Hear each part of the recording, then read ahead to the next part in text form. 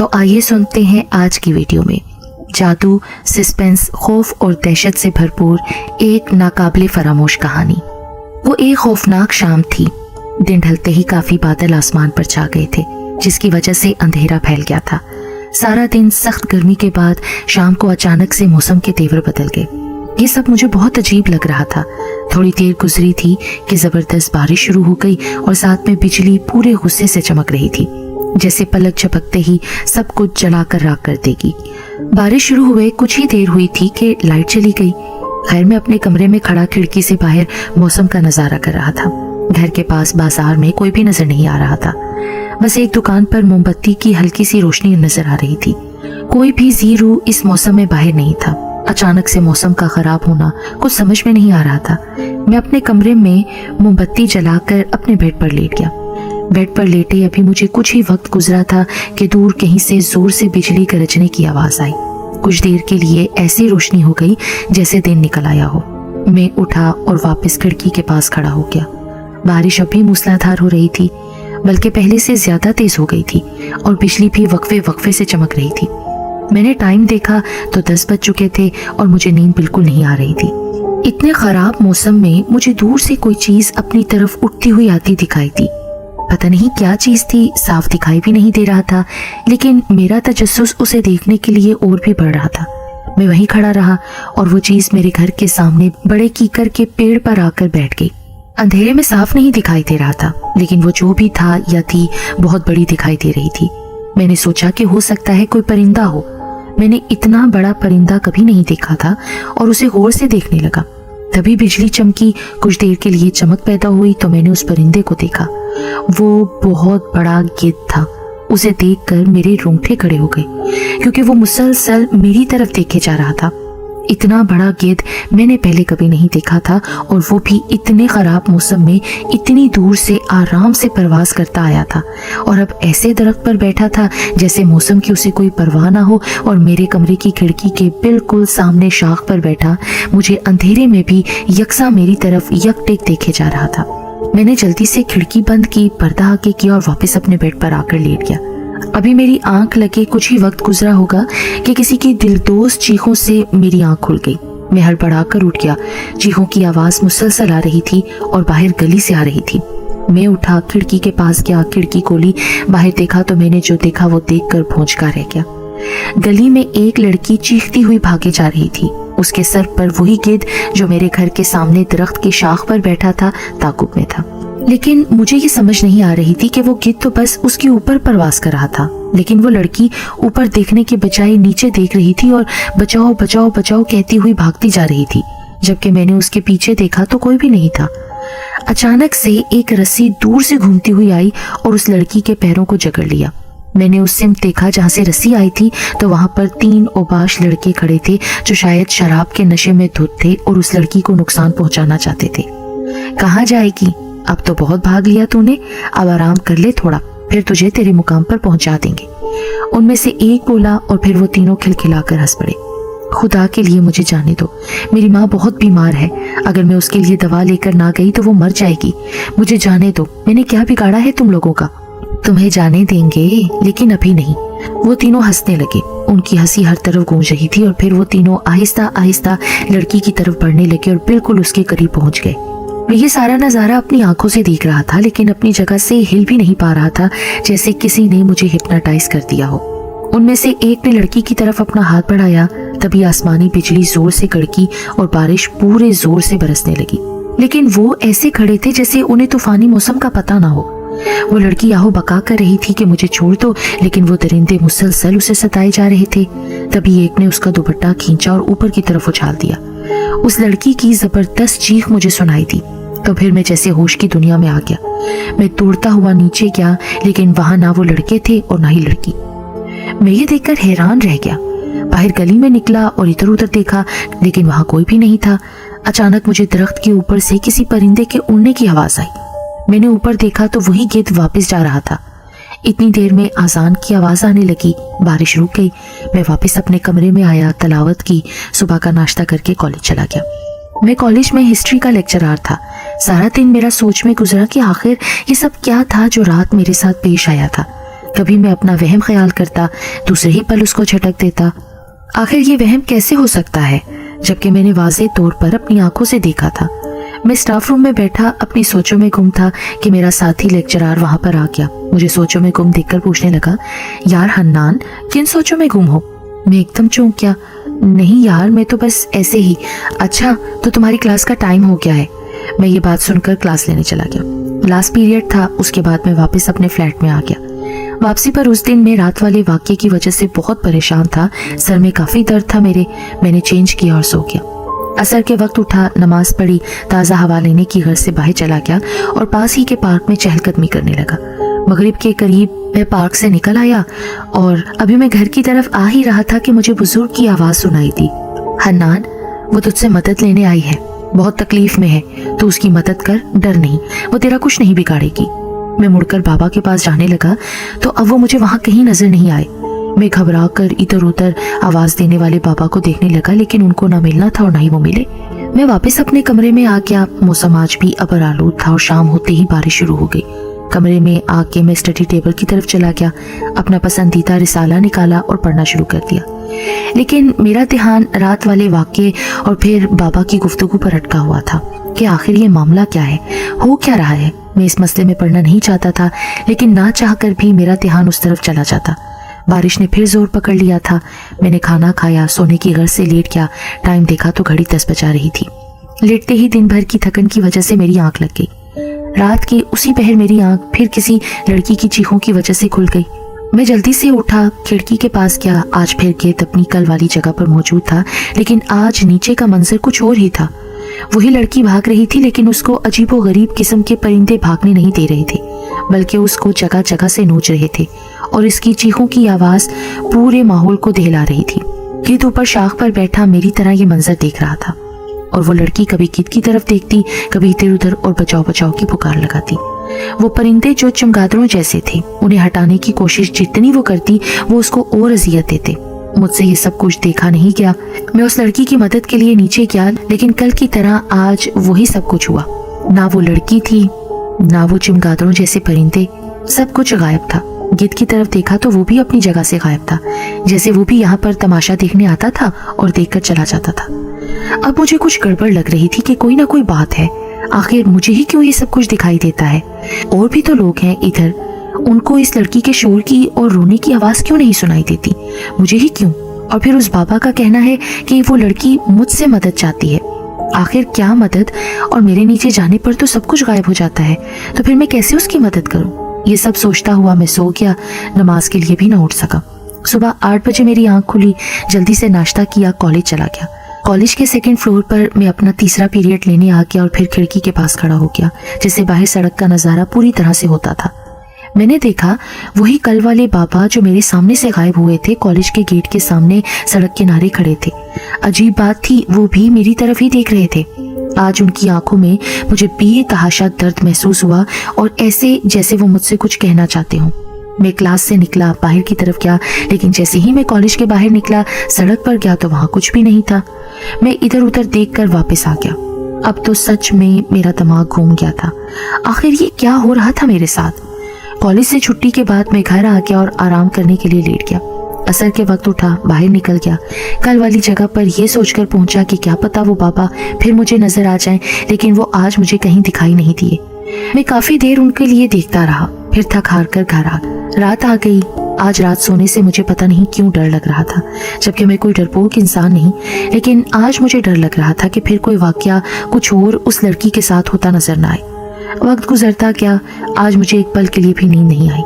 ठीक 11 बजे पहले दिन की तरह वो गिद्ध आकर दरख्त की शाख पर बैठ गया और मेरे कमरे की तरफ यकटेक देखने लगा। मैंने मुंह पर चादर ली और सोने की कोशिश करने लगा, लेकिन नींद आज मुझसे कोसों दूर थी। वक्त गुजरता गया और 2 बजने में 10 मिनट बाकी थे। अब मेरी आंखें घड़ी पर टिकी हुई थी और मेरा दिल जोर से धड़क रहा था, जैसे मैं नहीं चाहता था कि घड़ी 2 का टाइम बजाए। आखिर 2 बज गए और गली से यकदम वही चीखों की आवाजें आने लगी, तो मैं भागकर खिड़की के पास आया। बारिश की वजह से गली में काफी पानी जगह जगह खड़ा हुआ था। वो लड़की चीखती हुई आई, दरख्त के मोटे तने के पीछे आकर छुप गई। अजीब बात थी कि वो छुप किससे रही थी, पीछे तो कोई नहीं था। मैंने अचानक से गली में खड़े पानी में बहुत सारे कदमों के एक साथ चलने की वजह से छपाक छपाक की आवाज सुनी। वो जो भी थे मेरे सामने आए तो उनको देखकर मेरा सांस रुक गया। फिर चंद ढांचे नमूदार हुए, उनकी आंखों से चिंगारियां निकल रही थी।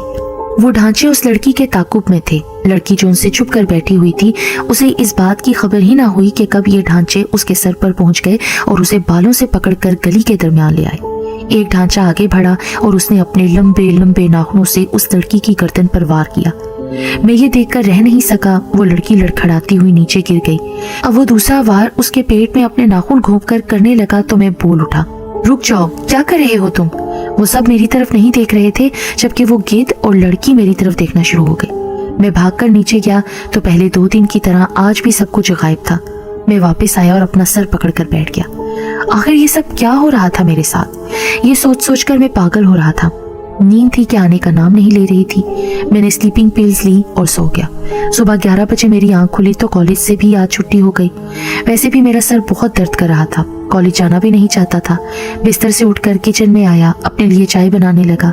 नाश्ता करने के बाद जब घर से बाहर निकलने लगा तो दरवाजा खुलते ही सामने एहतशाम को पाया। अरे यार, तुम यहाँ? आज तुम कॉलेज नहीं आए? मुझे तुम्हारी फिक्र हुई, इसलिए तुम्हारी तरफ आ गया। तुम कॉल भी तो पिक नहीं कर रहे थे ना? पिछले 3 दिन से मैं देख रहा हूँ तुम अजीब हरकतें कर रहे हो। कॉलेज से भी बता के नहीं आते, लाइब्रेरी भी नहीं जाते और रात को कैफे भी नहीं आते। क्या बात है, सब ठीक तो है ना? और ये तुम्हारा चेहरा क्यों उतरा हुआ है? ऐसे लग रहा है जैसे तुम सदियों के बीमार हो। आखिर क्या परेशानी है? अरे कुछ नहीं, तुमने भी दरवाजे में खड़े होकर सब सवाल कर दिए। अंदर तो आओ। हम दोनों ड्राइंग रूम में आकर बैठ गए। फिर मैं चाय लेने चला गया। चाय लेकर आया तो एहतशाम फिर से शुरू हो गया। हन्नान, मैंने तुमसे कुछ पूछा है ना यार? आखिर क्या बात है? तेरा दोस्त हूँ बचपन का, एक साथ रहे हैं, कभी कोई बात एक दूसरे से नहीं छुपाई। मैं तेरा चेहरा देखकर बता सकता हूँ कि तू किसी बड़ी मुश्किल में है। बता मुझे, आखिर क्या बात है? कुछ नहीं यार। कुछ क्यों नहीं? देख, तेरा रंग भी पीला पड़ता जा रहा है। अगर कोई बात है तो मुझे बता। क्या अम्मी को यहाँ बुला लूं? अरे नहीं, अम्मी जान को कुछ ना बताना, वैसे ही परेशान होंगी। तो फिर बताओ ना मुझे। अच्छा बताता हूँ, लेकिन तुम नहीं मानोगे। फिर मैंने उसको अपने साथ बीती सारी दास्तान बता दी, जिसे सुनकर एहतशाम भी काफी परेशान हो गया। काफी वक्त तक हम दोनों में खामोशी रही। फिर एहतशाम खड़ा हो गया और मुझसे कहा, उठो, मेरे साथ चलो। मुझे पता है इस परेशानी का हल कौन कर सकता है और कौन हमें इस चक्कर से बाहर निकाल सकता है और बता सकता है कि आखिर ये सब कुछ तुम्हारे साथ ही क्यों हो रहा है। फिर वो मुझे साथ लेकर आबादी से दूर एक गुंजान आबाद इलाके की तरफ ले गया। मैंने एहतशाम से पूछा कि तुम कहाँ जा रहे हो, किसके पास जाना है? तो उसने मुझे बताया कि उस आबादी के आगे शाहपुर नाम से एक गांव आबाद है, जहाँ पर एक अल्लाह वाले बुजुर्ग रहते हैं। वो अल्लाह के पाक कलाम से लोगों की परेशानियों को हल करते हैं और मुझे यकीन है कि तुम्हें भी वो इस मुसीबत से निकाल लेंगे। मैंने एहतशाम से पूछा कि उसे इस इलाके और बाबा जी के बारे में कैसे पता है। तो उसने बताया कि एकेडमी में मेरे साथ जो टीचर दिलनवाज हैं, उन्होंने मुझे एक दिन अपने कज़न का अजीब वाक़या सुनाया था, जिस पर जिन आता था और उसका इलाज बहुत सारी जगहों से करवाया था। तो उसने बताया कि फिर किसी ने उन्हें शाहपुर में बुजुर्ग का बताया जिनका नाम नईमुद्दीन शाह है, और फिर उसके कज़न को उन्हें बाबा से शिफा मिली और अब वो बिल्कुल ठीक है और इसी एकेडमी में इंग्लिश की क्लास लेने आता है और मैं मिला भी हूँ उससे। मुझे लगता है कि तुम्हारे साथ जो भी कुछ हो रहा है वो सब कुछ भी नॉर्मल नहीं है, कोई और ही चक्कर है। हम दिन के 4 बजे शाहपुर गांव पहुंचे। वो बहुत खूबसूरत गांव था। हर तरफ से सरसब्ज लहलहाते खेत और गांव के दरमियान में बोहड़ का बहुत बड़ा और कदीम दरख्त था, जो तकरीबन 300 साल पुराना माना जाता था। उसकी शाखें इतनी मोटी और नीचे को लटक रही थीं, जो कि बहुत पुरस्कार दिखाई दे रही थी। हमने वहां से शाजी का पता पूछा, जो हमें एक लड़के ने बताया जिसका नाम अदील था। वो हमें पहले अपने घर ले गया, क्योंकि उसका कहना था कि शाजी अपने घर अकेले होते हैं। वैसे तो पूरा गांव उनकी खिदमत में हाजिर होता है और दूर दूर से लोग उनके आस्थाने पर आते हैं, लेकिन कोई भी हम में से उनके खानदान के बारे में कुछ नहीं जानता। वो पिछले 30 साल से हमारे गाँव में है। खैर, जब हम शाजी के पास पहुंचे तो लोगों का अच्छा खासा रश था। लोग दूर दूर से आए हुए थे। बैठे बैठे वक्त काफी हो गया और आजान होने लगी तो अदील बोला, चलो चलकर पहले नमाज पढ़ लेते हैं। फिर हम अपनी अपनी जगह से उठे। अचानक शाजी बोले, आओ हन्नान, मैं तुम्हारा ही इंतजार कर रहा था। हम तीनों एक दूसरे का मुंह देखने लगे कि शाजी को कैसे पता कि हम यहाँ उनसे मिलने आए हैं और उनको हन्नान के नाम का कैसे पता चला। शाह साहब बोले, मेरे बच्चों, अल्लाह के करम से मैं तुम्हारे दिल की बात जानता हूँ। आओ, मैं तुम दोनों का ही इंतजार कर रहा था। عدیل ہمیں شاجی کے پاس چھوڑ کر کچھ کام کہہ کر چلا گیا۔ شاجی ہمیں اپنے حجرے میں لے آئے جو کہ مسجد کے بالکل ساتھ واقع تھا۔ حجرے میں دری بچھی ہوئی تھی، ایک طرف جائے نماز بچھی تھی۔ شاجی نے اشارہ کیا تو ہم بیٹھ گئے، ہمارے سامنے شاجی بھی بیٹھ گئے۔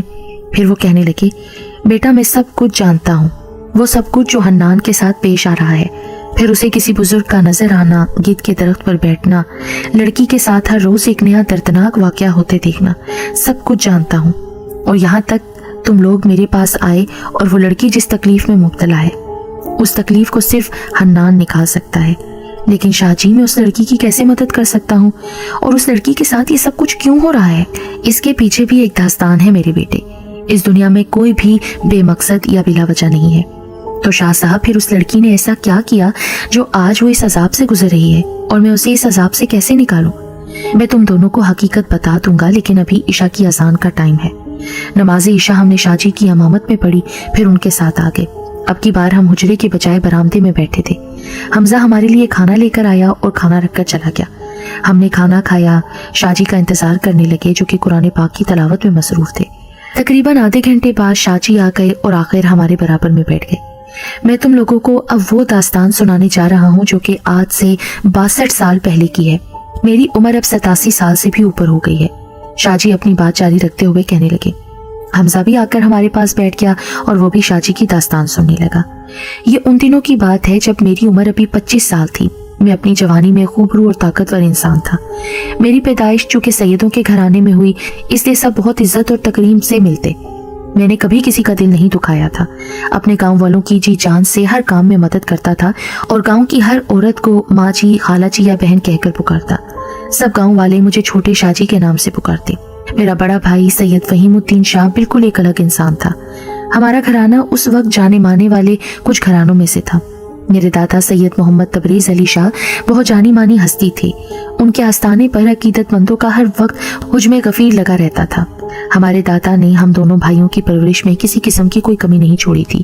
ہمارے سرپرست جو کہ ہمارے دادا ہی تھے، ہمارے والدین ہمارے بچپن میں ہی حویلی میں کسی وجہ سے آگ لگ جانے کی وجہ سے وفات پا گئے تھے۔ حویلی میں اور بھی بہت سے کام کرنے والے ملازم اس آگ میں ہم سے دور چلے گئے۔ ہم لوگ دادا کے ساتھ آستانے پر تھے، شاید اس وجہ سے بچ گئے۔ اس کے بعد دادا نے ہی ہماری پرورش کی، لیکن میں نے ہمیشہ ہی فہیم کو دین سے دور دیکھا۔ وہ نہ تو دادا جی کی باتوں پر توجہ دیتا اور نہ ہی ان پر عمل کرتا، بس دادا کے سامنے وہ دکھاتا کہ ان کی ساری باتیں مانتا ہے۔ فہیم شروع سے ہی مغرور اور بدتمیز طبیعت کا تھا۔ اس کی نظر میں چھوٹے بڑے کی کوئی عزت نہیں ہوتی تھی۔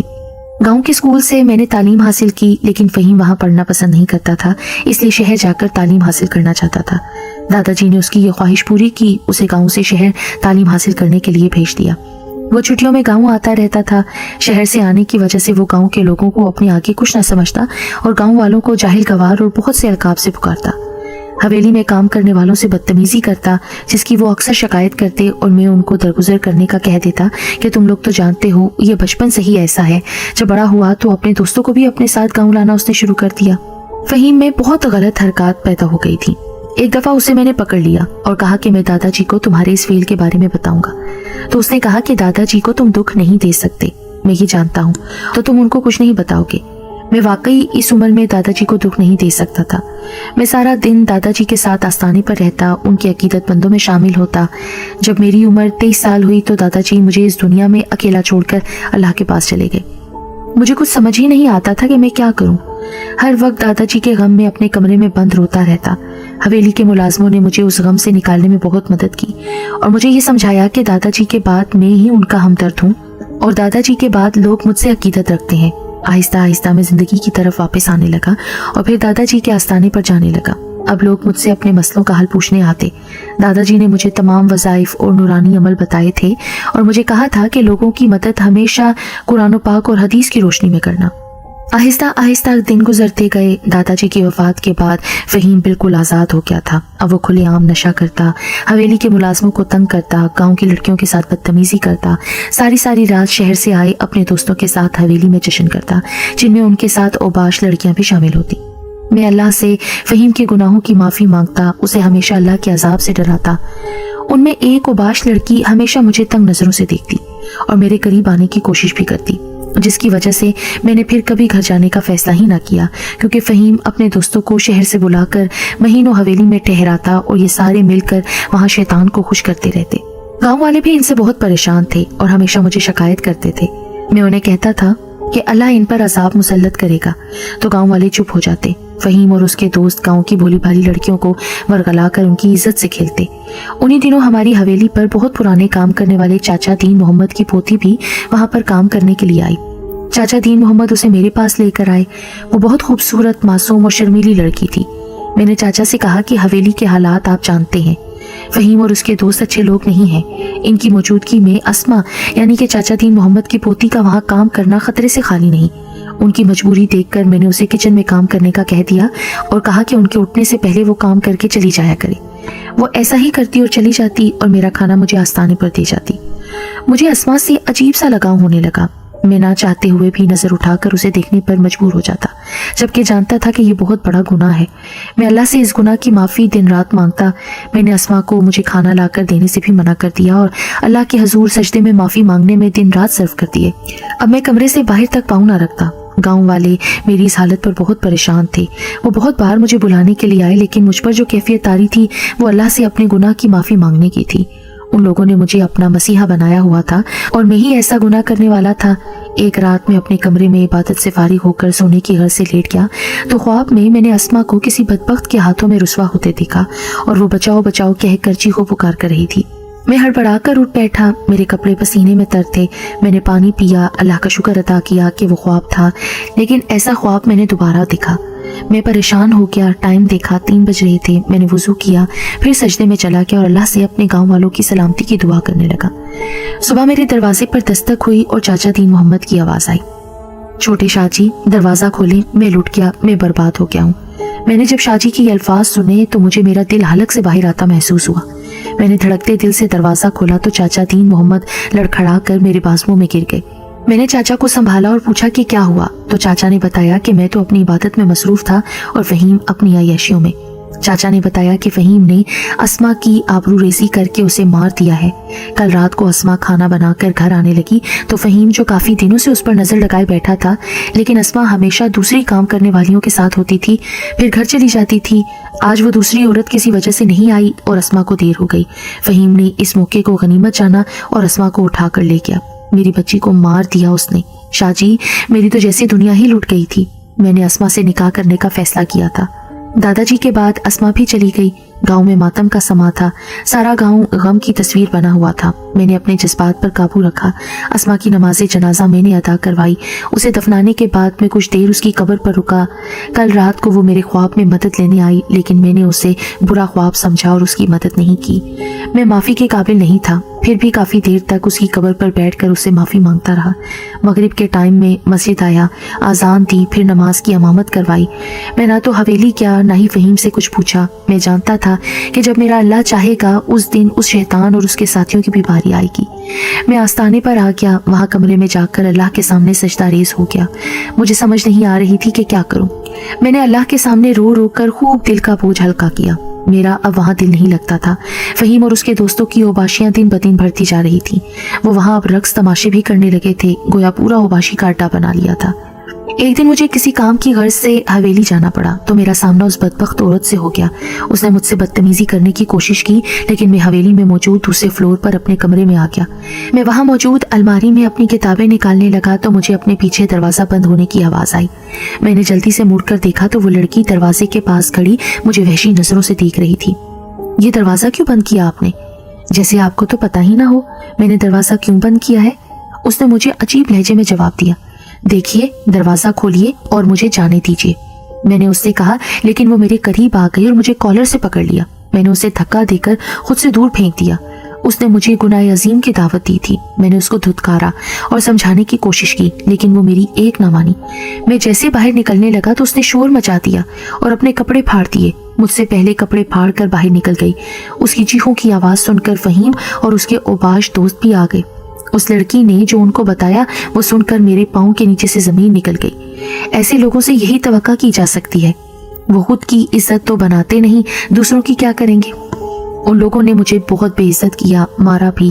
कहने लगे कि बड़ा अल्लाह वाला बनता है, दिन रात इबादत में मसरूफ रहता है और ये अमल करता है, लड़कियों को बुरी नजर से तो देखता है, लड़कियों के साथ बदफेली करता है और पता नहीं क्या कहा।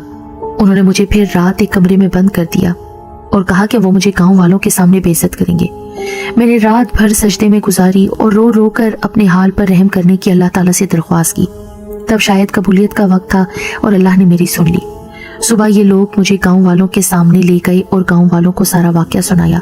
गांव वालों ने मेरी जो हालत देखी तो रोने लगे और फहीम से कहा, वो ये तो मान सकते हैं कि ये काम हमारे घर में किसी ने किया है, लेकिन ये नहीं मानेंगे कि ये काम हमारे छोटे शाहजी ने किया है। ये हमारी दीन और दुनिया की इस्लाह करते हैं। फहीम ने जब ये सुना तो आग बगोला हो गया और गाँव वालों को गालियां और उलफुल बकने लगा। उन सब में से एक बुजुर्ग खातून बाहर आई। उन्होंने मेरे पास आकर मेरे सर पर हाथ फेरा और मुझे साथ लगाकर माथे पर बोसा दिया। उनके साथ लगकर ऐसा महसूस हुआ जैसे मेरे किसी अपने ने मुझे अपने साथ लगाया हो। मैं उनके साथ लगकर काफी देर तक रोता रहा और उन्हें बताया कि मैंने कुछ नहीं किया, मैं बेकसूर हूँ। जानती हूँ बेटा, तुम बेकसूर हो और ये खबीस तुम पर इल्जाम लगा रहे हैं, लेकिन इनके गुनाहों का घड़ा भर चुका है। अब इनको इबरतनाक सजा मिलेगी उसके लिए जो इन्होंने किया। अब वो काफी जलाल में दिखाई दे रही थी। तभी उन्होंने फहीम की तरफ देखा और उसकी तरफ बढ़ी और उसकी तरफ पढ़कर कुछ फूंक दिया।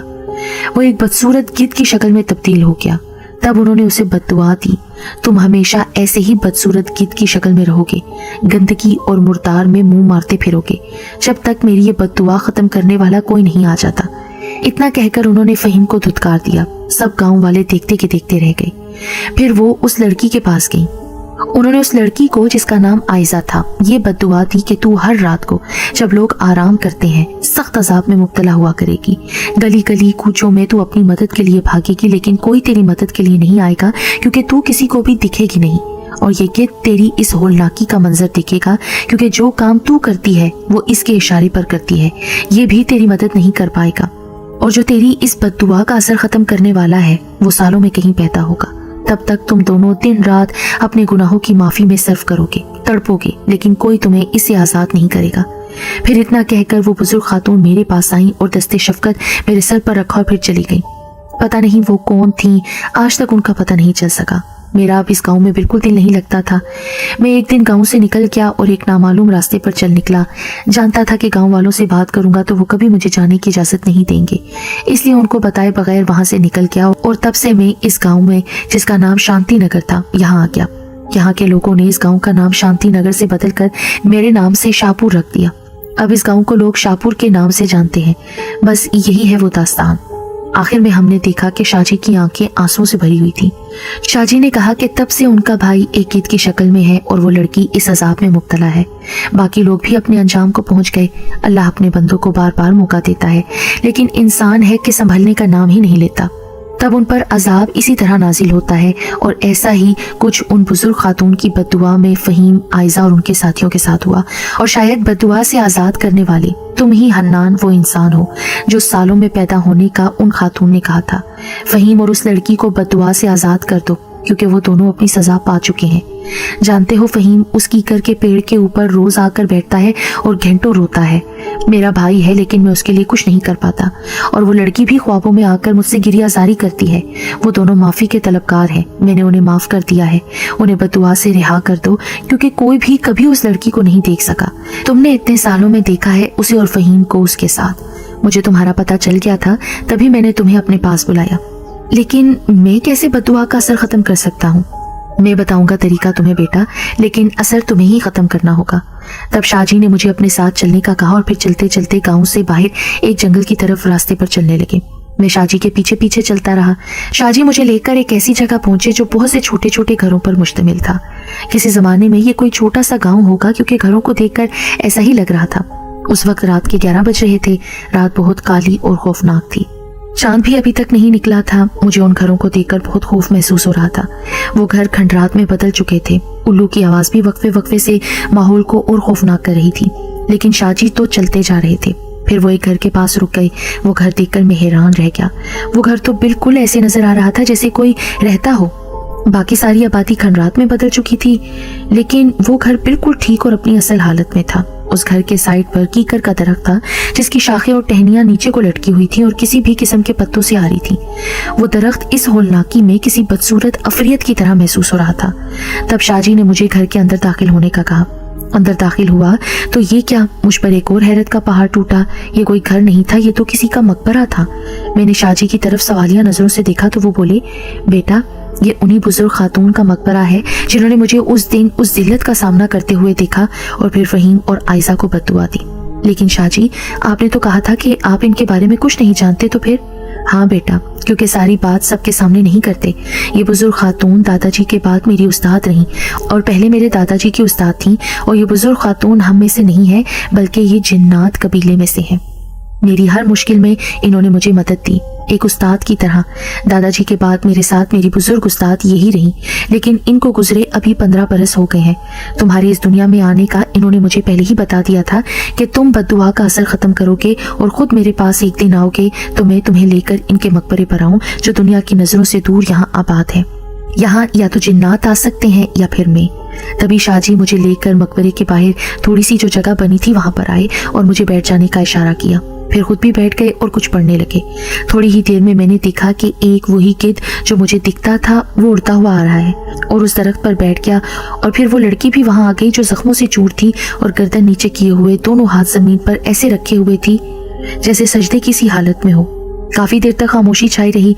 फिर मकबरे के अंदर रोशनी सी उठी और फिर वो रोशनी तेज और तेज होती गई। फिर वो रोशनी बाहर तक आने लगी जिससे मेरी आंखें चुंधिया गईं और मैंने आंखें बंद कर ली। तो जब खोली देखा एक पुरनूर चेहरे वाली बुजुर्ग खातून थी जो कि सफेद लिबास में थी, हमारे सामने खड़ी थी। तब शाहजी ने आंखें खोली और अदब से उनके सामने खड़े हो गए। मुझे समझ आ गई कि ये जिन्नात कबीले की वही बुजुर्ग खातून है जिन्होंने लड़का और लड़की को बद्दुआ दी थी। तब वो गिद्ध और वो लड़की दोनों उनके पास आ गए। लड़की हाथ जोड़कर माफी मांगने लगी। मुझे मेरे किए की सजा मिल गई, अब हमसे बद्दुआ का असर खत्म कर दीजिए। तब उन्होंने मेरी तरफ देखा और कहा, उनके गले में एक तावीज है, वो दोनों उतार कर इस मकबरे से बाहर उस पेड़ के तने में दफन कराओ। मैंने ऐसा ही किया और फिर उन्होंने कुछ पढ़कर फूंक मारी तो फहीम अपनी शक्ल में आ गया और वो लड़की भी बिल्कुल हर जख्म से आजाद सामने खड़ी थी। शाहजी ने अपने भाई को देखा तो उनकी आंखों में आंसू आ गए। दोनों भाई काफी देर तक गले लगकर रोते रहे। फिर उन दोनों ने शाहजी से माफी मांगी। शाहजी ने उन्हें माफ कर दिया और वो बुजुर्ग खातून मेरे पास आई।